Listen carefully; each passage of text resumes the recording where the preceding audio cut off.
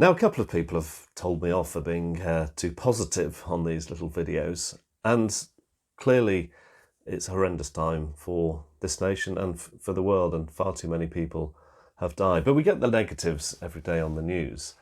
So surely there is room for some positive input. So that's partly what I see my role is, so no apologies for that. And I do think this hiatus in our normal lives has a huge positive impact on the future. I've talked about creativity, I've talked about the benefits of the environment, and today I'm talking about trust and the ability of managers and leaders of companies to be able to trust the people that work for them. You see, we've had the ability to work at home for years. 21 years ago, when I started Cotswold Fair, I was working at home 2 or 3 days a week. Yes, there was internet then, and yes, there was emails then. Not quite as fast as it is today, but I was able to do it. So people have been able to work at home for many, many years, but they haven't. Now, why is that? Well, it's because their managers and their leaders haven't trusted them. They haven't been able to let go, and they've needed this sense of control, keep them in their sight.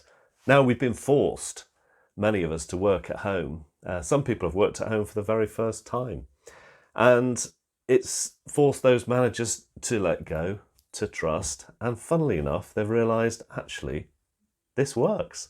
People generally are good, hardworking and respectful. And they'll put their hours in, they'll put their time in to do a great job. That's if you've got the right people, of course, and most people do. So those managers have been forced to trust, and it's worked. They've probably changed. The people that work for them have changed. So I see more of this as we come out of the pandemic slowly. There'll be more people working at home. There'll be less people on the roads, and there'll be much better work-life balance for many, many people. So I see it as an incredible positive. That ability to trust has been infused within our companies.